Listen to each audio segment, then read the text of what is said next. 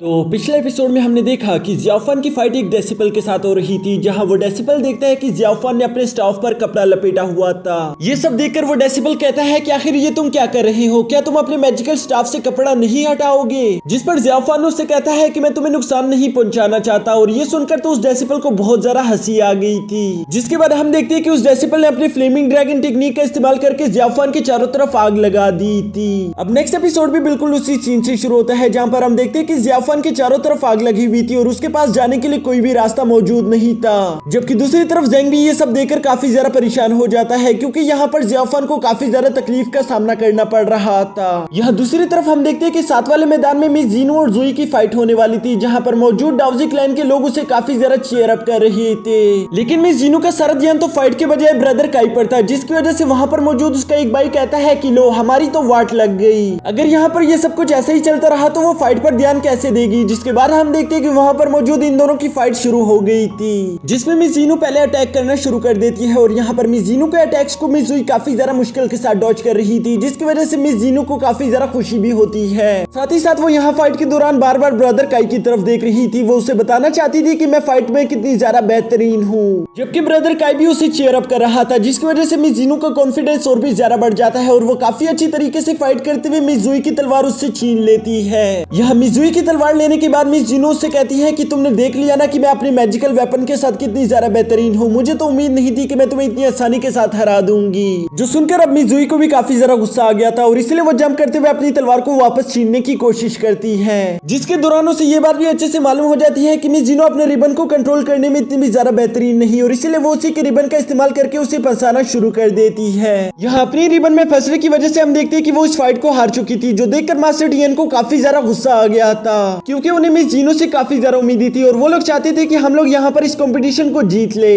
यहाँ ये सब चल ही रहा था कि तभी दूसरी तरफ हम देखते हैं कि ज़ेंग जख्मी जियाओफान को उठाकर अपने साथ लेकर आ रहा था, जो देखकर मास्टर टियन काफी ज्यादा परेशान हो गए थे। वो जियाओफान से कहते हैं कि अगर हार नहीं था तो इस तरह से जख्मी होने की क्या जरूरत थी, बिल्कुल आसानी के साथ ही हार मान लेते। जिस पर जियाओफान धीमी आवाज में कहता है कि मास्टर मैं हारा नहीं बल्कि जीत गया, और इसी के साथ हम देखते हैं कि जियाओफान वहाँ पर बेहोश हो गया था। जबकि दूसरी तरफ मास्टर टियन को ये बात समझ नहीं आ रही थी कि आखिर जियाओफान टॉप 8 में कैसे पहुंच गया, वो तो इतना ज्यादा स्ट्रॉन्ग नहीं था। अब इसके नेक्स्ट सीन में हम देखते हैं कि मास्टर टियन अपने डेसिपल की मदद से जियाओफान को उठाकर वापस अपने घर ले आए थे, जहां पर जियाओफान बेहोशी की हालत में पड़ा हुआ था। साथ ही साथ हम देखते हैं कि मास्टर टियन काफी ज्यादा गुस्से में दिखाई दे रहे थे, क्योंकि उन्हें मिस जीनो के अफेयर के बारे में भी मालूम हो चुका था। वो काफी ज्यादा गुस्से के साथ कहते हैं कि आखिर जीनो ऐसा कैसे कर सकती है, मुझे उससे कितनी ज्यादा उम्मीदें थी, लेकिन उसने तो मेरी उम्मीदों पर पानी फेर दिया, और इसके अलावा वो अभी इतनी भी बड़ी नहीं हुई कि वो इस तरह से अफेयर रख सके, बल्कि मुझे उसके साथ बात करनी होगी, क्योंकि मैं ये रिश्ता कभी भी कबूल नहीं कर सकता। यहाँ उनकी वाइफ उन्हें समझाने की कोशिश करती है, लेकिन मास्टर टियन तो कोई भी बात सुनना नहीं चाहते थे और इसलिए वो गुस्से के साथ वहाँ से निकल जाते हैं।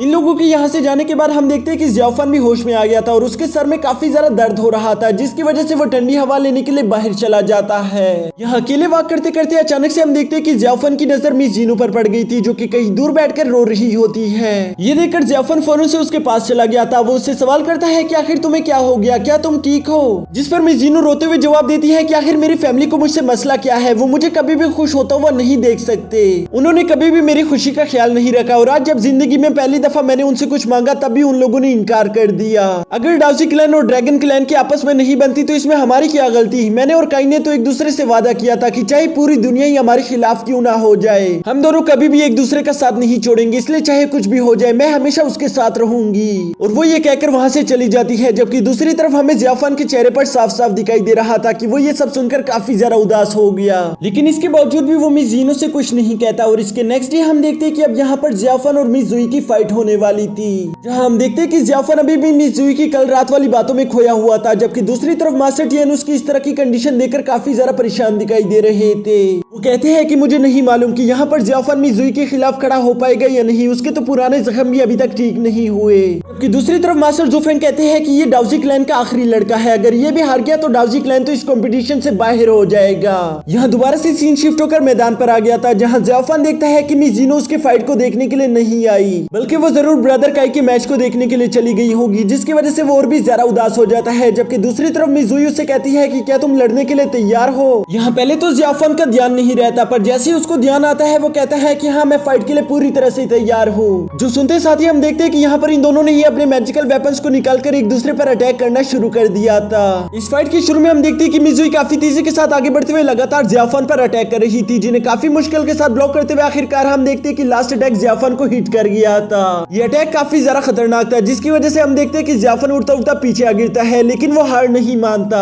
बल्कि वो दोबारा से खड़ा होकर आगे बढ़ते हुए मिजुई से फाइट करना शुरू कर देता है, जहाँ पर हम देखते हैं कि यहाँ हवा में इन दोनों की ही मैजिकल वेपन एक दूसरे से टकरा रहे थे। इस टकराव की वजह से वहां पर बहुत बड़े बड़े एनर्जी शॉकवेव क्रिएट हो रहे थे, जिसकी वजह से मिजुई और जियाफान दोनों ही काफी बुरी तरीके से घायल हो जाते हैं। लेकिन यहाँ पर मिजुई की एनर्जी काफी ज्यादा हाई थी, जिसकी वजह से हम देखते हैं कि जियाफान अपने मैजिकल स्टिक के साथ उड़ता उड़ता दोबारा से आकर नीचे गिर गया था। इस बार तो उसके मुंह से भी खून निकल रहा होता है, लेकिन इसके बावजूद भी हम देखते हैं कि जियाफान हार मानने की मूड में बिल्कुल नहीं था। वो दोबारा से फाइट करने के लिए खड़ा हो जाता है। यहाँ पर यह सब देखकर ऐसा लग रहा था कि शायद जियाफान खुद को नुकसान पहुंचाने की कोशिश कर रहा है, जबकि दूसरी तरफ हम देखते हैं कि मिजुई ये सब देखकर काफी ज्यादा गुस्से में आ गई थी। वो जानती थी कि जियाफान इस तरह से हार नहीं मानेगा, इसलिए वो और भी तेजी के साथ आगे बढ़ते हुए जियाफान पर अपने 1000 पाम टेक्निक का इस्तेमाल करना शुरू कर देती है, जिसकी वजह से जियाफान काफी बुरी तरीके से घायल हो चुका था। यहाँ तक कि जियाफान से तो खड़े होकर चलने भी नहीं हो पा रहा था, लेकिन इसके बावजूद भी हम देखते हैं कि वो अपने मैजिकल स्टिक को नीचे नहीं गिराता, यानी कि वो अभी भी यहाँ पर फाइट करना चाहता था, जो देखकर मिजुई उस पर अपना सबसे खतरनाक इटर्नल फायर अटैक कर देती है, जिसकी वजह से जियाफान के आसपास इटर्नल फ्लेम लग गई थी। ये देखकर वहां पर मौजूद सारे लोग काफी ज्यादा हैरान हो गए थे, और साथ ही साथ वो लोग जियाफान के लिए काफी ज्यादा परेशान भी हो जाते हैं। इसी के साथ हमारा ये एपिसोड भी यहीं पर खत्म।